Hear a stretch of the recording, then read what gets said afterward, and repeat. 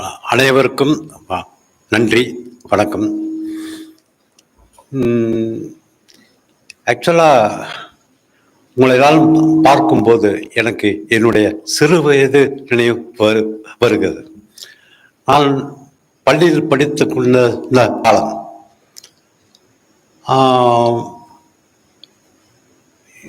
அந்த நேரத்தில் நான் சிறுகதை பற்றி யோசித்தேன். ஒரு சிறுகதை எழுத வேண்டும் அப்படிங்கிறது நீண்ட காலமாக இருந்த கனவு. அப்புறம் ஒரு பூங்கோதைன்னு ஒரு பத்திரிகை இவருக்கு வந்தது. அந்த பத்திரிகை ஆசிரியரை சந்தித்து நான் ஒரு சிறுகதை எழுதியிருக்கேன், எப்படின்னு படித்து பாருங்க அப்படின்னு சொன்னேன். அவங்க கொடுத்துட்டு போங்க, நான் பார்க்குறேன் அப்படின்னாங்க. சரி, கொடுத்துட்டு வந்துட்டேன். 2 நாட்களுக்கு பிறகு மீண்டும் அவங்களே அவங்க பெண் 2 நாட்களுக்கு பிறகு போனேன்னா இன்னும் எனக்கு நேரம் இல்லை, இன்னும் 2 நாட்கள் பொறுத்துக்குங்க அப்படின்னாங்க. அதுக்கு பிறகு மேற்கொண்டு 2 நாட்கள், இப்படி தொடர்ந்து 3 4 முறை அலைந்து தெரிந்து ஒரு அவங்ககிட்ட கொடுத்தேன். அவர் அந்த சிறுகதையை படித்துவிட்டு, மிக முக்கியமான சிறுகதை, ஆச்சரியமா இருக்கு, இந்த மாதிரி எனக்கு 20 வயசா, அப்போ ஆச்சரியமா இருக்கு, இந்த வயதில் இப்படி இப்பெல்லாம் நீங்க எழுத முடியும், ஆனா அந்த வயதில் அப்போ எழுதுறதுக்கே வாய்ப்பில்லாத தருணங்கள் அது, எழுத முடியாது. அந்த தருணத்தில் எழுத தொடங்கினேன். அப்போ உடனடியாக அந்த கதையை பரிசீலித்தார் பூங்கோதை ஆசிரியர். தொடர்ந்து அவரோட நட்பு இருந்தது. பிறகு தொடர்ந்து எழுதினேன், சிறுகதைகள் எழுதினேன், கவிதைகள் எழுதினேன், கட்டுரைகள் எழுதினேன். அந்த அந்த காலகட்டம் முக்கியமான காலகட்டமாக நான் நினைக்கிறேன். அந்த காலகட்டத்தை தாண்டி நீங்க எனக்கு தோன்ற விஷயங்கள், இப்போ நான் அரசு பள்ளியில் வேலை செஞ்சேன். அதற்கு முன்னால் சுதேசமித்திரன் பத்திரிகையில் 2 ஆண்டுகள் இருந்தேன். 2 ஆண்டுகள் சுதேசமித்திரன் உங்களுக்கு தெரியும், பாரதி இருந்த பத்திரிகை. ஆனால் அப்போ நான் இருந்த காலகட்டத்தில் பாரதி இல்லை. அந்த காலகட்டத்தில் சுதேசமித்திரன் பத்திரிகை வேற ஒருத்தருக்கு போயிடுச்சு, வேற ஒரு பத்திரிகைக்கு போயிடுச்சு. அப்புறம் நான் இருந்தேன், தொடர்ந்து வேறு சில பத்திரிகைகளும் இருந்தேன். அதற்கு பிறகு நான் அரசு பணி பெற்று போயிட்டேன். இந்த காலகட்டம் எனக்கு இந்த அரசு பணி கிடைச்சதுக்கு அப்புறம் நான் எழுத ஆரம்பித்தேன். ஏனென்றால் எழுத்துதான் எனக்கு அடிப்படையாக அமைவது, எழுத்தாளனாக இருப்பதுதான் என்னுடைய விருப்பமும் கூட. ஆனால் இது மட்டும் இல்லை, நான் வெவ்வேறு விஷயங்கள் செஞ்சிருக்கேன். என்னுடைய காலகட்டத்தில் நான் சார்ந்த இயக்கம் சார்ந்து, அந்த இயக்கத்தில் சேர்ந்து இருந்த பெற்ற உழைப்பு, அவர்களோடு நான் பழகிய அந்த நட்பு, இதெல்லாம் முக்கியமான விஷயங்களாக நான் கருதுகிறேன்.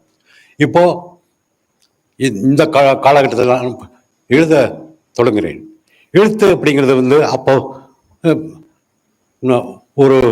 ஒரு சாயப்பட்டறை, அந்த சாயப்பட்டறையில் நான் வேலை செஞ்சேன். சாயப்பட்டறை வேலை செஞ்சுட்டு போய் அப்போ ஒரு இரவு 8 மணிக்கு மேலே உட்கார முடியும். 8 மணிக்கு மேலே உட்கார்ந்து எழுதி, அப்போ லைட் கிடையாது, லைட் இல்லாமல் ஸ்ட்ரீட் லைட்டில் உட்கார்ந்து எழுதின அந்த காலகட்டம். அந்த காலகட்டத்தை கடந்துதான் நான் வந்திருக்கிறேன். இப்போ அதற்கு பிறகு இப்போ ஓரளவுக்கு இந்த வாழ்க்கையை நேர்படுத்திக் கொள்ள வாய்ப்பு கிடைச்சது. நேர்படுத்திக் கொண்ட பிறகு நான் எழுத்து அப்படிங்கிறது முழுமையாக ஈடுபட்டேன். முதலில் நான் மிகவும் அக்கறையோடு எழுதின நாவல் நொய்யல். ஆனால் அது கடைசியாக வந்த நாவல், 28 வருட உழைப்பில் வந்திருக்க நாவல் அது. அதற்கு பிறகு நிழலின் தலைமை, நீங்கள் நான் அமெரிக்காவில் ஒரு ப்ரோக்ராம்லாம் இருந்தேன், ரெசிடென்சி. அந்த ரெசிடென்சி ப்ரோக்ராம் போனதுக்கப்புறம் அங்கேயே உட்கார்ந்து அந்த நாவலை எழுதினேன். எழுதின தலைமை 28 நாட்களில் இந்த நாவலை எழுதி முடித்தேன். எழுதி முடிச்சுட்டு அந்த அமெரிக்க டைரக்டர், எழுதிட்டீங்களா அப்படின்னு கேட்டார். அம்மா எழுதிட்டேன். இவ்வளவு சீக்கிரமா? அவங்க எல்லாமே அந்த ரெசிடென்சியில் இருந்தவங்க எல்லாமே நான் இவ்வளவு சீக்கிரமாக எழுதுவேன் நினைக்கல. ஏனென்றால் நாட்கணக்கா வருஷக்கணக்காக எடுத்துக்குவாங்க. அப்புறம் சரி, நான் உங்களை நயகரா அனுப்புகிறேன், நயகராவை போயிட்டு வாங்க அப்படின்னு சொன்னாங்க. அதுக்கு பிறகு அமெரிக்காவில் பல்வேறு இடங்களுக்கு போனேன். முக்கியமான எழுத்து ஆளுமையை பார்த்தேன். ஆளுமையை பார்த்து விட்டு திரும்பி வந்தேன்.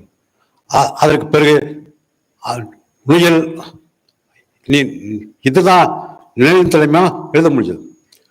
நுயல் தான் அவனில் இருக்கிற நாவல், இருந்த நாவல், அதை எழுதலை. அப்புறம் சரி வேண்டாம், இன்னொரு ரெசிடென்ட் ப்ரோக்ராம், அது பிரான்ஸ், அங்கே போனேன். அங்கே போயும் எழுதலை. அப்போதான் நராஜ் மகாராஜ் ஒர்க் பண்ணேன். நராஜ் மகாராஜ் இப்போ நீங்கள் பத்திரிகையை பார்த்தா தெரியும். நராஜ் மகாராஜ் நான் என்னுடைய நாவல்களில் மிக அதிகமாக பேசப்பட்ட நாவல். இப்போ அந்த நராஜ் மகாராஜ் வெற்றிகரமாக அந்த நாவல்கள் ஒன்று. இது ஒரு கொங்கு மண்ணை சேர்ந்த ஒரு மனிதர். அந்த மனிதரை பற்றிய நாவல். ஒரு சத்துவ அமைப்பாளராக இருக்கக்கூடிய ஒருத்தர். அவர் ஒரு அரசனின் வாரிசு அப்படிங்கிற பேச்சு வருது. அவருக்கு தெரியாது அவர் சத்துவ அமைப்பாளர். ஆனால் பிறகு அவருக்கு ஏற்படக்கூடிய மன ரீதியாக ஏற்படக்கூடிய பாதிப்புகள், இந்த பாதிப்புகள் இந்த நாவல் வருது. இதுவும் கொங்கு பகுதியை சேர்ந்த நாவல் தான். நிலந்தமை உங்களுக்கு தெரியும். இது உடையாம்பயம் அப்படிங்கிற ஒரு ஊர், இங்க வெள்ளோயில் பக்கத்துல இருக்கிற ஊர். அந்த ஊர்ல நான் போனேன். இந்த நாவலை பற்றி சொல்ல வேண்டியதுனால் இதை பற்றி சொல்றேன். அந்த ஊருக்கு போனேன். அப்போ அந்த ஊர்ல எங்க பெரியம்மா இருந்தாங்க, அம்மா இருந்தாங்க, சின்னம்மா இருந்தாங்க, எல்லாமே இருந்தாங்க. காரமாமா இருந்தார். நாவலின் முக்கியமான பாத்திரமான காரமாமா. காரமாமாவுக்கு பிறகு அப்புறம் உடையாமலையும் 20 வருடங்களுக்கு பிறகு உடையாளம் போறேன். அங்க யாருமே இல்லை. அந்த ஊர்ல யாருமே இல்லை. வீடுகள் செறிந்து கலைஞ்சது, ரொம்ப செஞ்சு போச்சு. நான் தெருக்களில், வீடுகள் அற்ற தெருக்களில் வழியே நடந்தேன். எல்லாம் செஞ்சு வீடுகள். அந்த வீடுகளை பார்த்தேன். நான் மனப்பிறவோடு அந்த தெருக்களில் நடந்து கொண்டிருந்தேன். பிறகு ஒருவர் வந்தார். ஒரு 75 வயது ஒருத்தர். அவர் கேட்டார், நீங்க ராஜசேகர் தானே அப்படின்னு கேட்டார். ராசு. அம்மா என்ன தெரியுமா அப்படின்னாங்க. நீ சலமாவுடைய பையன் தானே அப்படின்னாங்க. எனக்கு மகிழ்ச்சியாக இருந்தது. அப்புறம் நான் அவரோடு பேசினேன். அவர் என்னிடம் கொடுப்பதற்கு அவருக்கு எதுவுமே இல்லை. புகழை தொண்டுகளை கொடுத்தார். நான் மகிழ்ச்சியா வாங்கி உள்ளேன். புகழை பயன்படுத்த மாட்டேன், நான் மகிழ்ச்சியோடு வாங்கி கொண்டேன். பத்திரமாக பாதுகாத்து வச்சேன். அதை எடுத்துக்கொண்டு வந்தேன். அதை எடுத்துக்கொண்டு ஊருக்கு வந்ததுக்கு பிறகு இந்த ஊரை பற்றி சிந்தித்தேன், இந்த மனிதர்களை பற்றி சிந்தித்தேன், இவர்கள் பற்ற துயரங்களை பற்றி சிந்தித்தேன். கார்மாமாவுடைய துயரம் பெயர் தெரியும். நாவலை படித்தா தெரியும். கார்மாமா அப்படிங்கிற ஒருத்தர், அவர் எந்த மாதிரி வாழ்ந்திருக்கார். நீர்வழிப்படும், அது எளிய விஷயம்லாம் கிடையாது. இந்த கார்மாமா பாத்திரம் மட்டும் இல்லை, இந்த நாவலில் வரக்கூடிய ஒவ்வொரு பாத்திரங்களும் இதுல ஒரு வாழ்வை பற்றி தீவிரமாக நேர்த்தியாக பேசக்கூடிய நாவல். இது நீர்வழிப்படும் அப்படிங்கிறது அந்த டைட்டிலே இல்லைன்னா எல்லோருமே ஒருவர் நேசிக்கிறார். அதே நேரத்தில் ஒருவரோடு ஒருவர் சண்டை போட்டுக் கொள்கிறார்கள். அதையெல்லாம் தாண்டி இந்த வாழ்க்கையை சரிப்படுத்திக் கொள்ள ஒவ்வொருவருக்கும் தெரிந்திருக்கு. அப்படி தெரிந்து கொண்ட விதத்தில் தான் இந்த நாவல் உருவானது. அப்போ அந்த நாவலுடைய களங்களை தேடி போனேன். நடந்தே போய் நாவலுடைய களங்களை தேடி. அப்போ எனக்கு சாகித்யமாக கிடைக்கல. அப்புறம் இதோட இனி இந்த விஷயம் முடிச்சுட்டு ஏற்கனவே தீர்மானிச்சபடி நொய்யல், அதில் தான் என்னுடைய மனம் சென்றது. இது 600 பக்க நாவல். அந்த நாவல் இப்போது எழுதி முடித்து விட வேண்டும் அப்படின்னு நினைச்சேன். ஆனால் மிகுந்த போராட்டங்களுக்கு பிறகு எழுதி முடித்தேன். நான் நாவல் ஈரோட்டில் செங்குந்தூர் பள்ளியில் நடந்த ஒரு விழாவில் இந்த நாவல் வெளியிடப்பட்டது. எனக்கு மகிழ்ச்சியாக இருந்தது. ஏனென்றால் நான் 28 ஆண்டுகள் எனக்கு என்ன தோணுச்சுன்னா, எனக்கு ஏற்கனவே உடல்நல செல்லாமல் போச்சு. ஒரு ஆக்சிடென்ட். அந்த ஆக்சிடென்ட்டுக்கு அப்புறம் இனிமேல் என்னால் எழுதவே முடியாது அப்படின்னு நினைச்சேன். அதற்கு பிறகுதான் நீலவழிப்பன், நடராஜ் மகாராஜ், எல்லாமே எழுதுறேன். அப்போ நொய்யலை எழுதி முடித்து விட நொய்யலை எழுதாமல் போனான். நான் மருத்துவமனையில் இருந்தேன். ஒரு டாக்டர், அவர் செல்வப்புறமான ஒரு டாக்டர், அவர் மருத்துவமனைக்கு வந்தார். நான் அவரிடம் முதலில் பேசிய வார்த்தை, சார் என்னை எப்படியாவது காப்பாத்துறேன், ஏன்னா எனக்கு ஒரு லாபம் எழுதணும் அப்படின்னு சொன்னேன். எழுதல ஒன்றும் பிரச்சனை அப்படின்னா. இல்லை, நான் 3 நாவல் எழுதணும். நடராஜ் மகாராஜ் ஏற்கனவே எழுதி வச்சுருந்தேன், பாதியில் விட்டாச்சு, அது வரணும். அடுத்தது நீர்வழிப்படம் மனசுல இருக்கு. நொய்யல் நீண்ட காலமாக எழுதிட்டு இருக்கிறான். இந்த 3 நாவல் இருந்தால் போதும். அதுக்கு பிறகு செத்தா பரவாயில்ல, தாராளமாக செத்து படம். அதனால இந்த நாவலை எழுதுறதுக்கு வாய்ப்பு கொடுங்க. நீங்க மருத்துவர், தெரியும் இல்லையா உங்களுக்கு, வாய்ப்பு கொடுங்க, இல்லை வாழ வைங்க. எனக்காக கிடையாது, என்னுடைய மக்களுடைய வாழ்க்கையை, அதுக்காக இந்த நாவலை எழுதுறதுக்கு வாய்ப்பு தாருங்கள் அப்படின்னு கேட்டேன். பரவாயில்ல, ஒன்றும் பிரச்சனை இல்லை, நீங்க பயப்படாதீங்க, நீண்ட காலம் இருப்பீங்க அப்படின்னு டாக்டர் சொன்னார். அதற்கு பிறகு நான் ஆச்சரியமாக இருந்தது. நொய்யல் எழுதி முடித்துட்டேன். எனக்கு மகிழ்ச்சியாது. இன்னும் கூட இந்த நாவலின் எழுதப்படாத பக்கங்கள் இருக்கு. இந்த நாவலுடைய 2வது பகுதி, நொய்யலினுடைய 2வது பகுதி, அதை எழுத முடிக்க நினைக்கிறேன். அதற்கு முன்பே விரோதி அப்படிங்கிற நாவல் கையில் இருக்கு, கிட்டத்தட்ட முடிச்சிட்டேன்.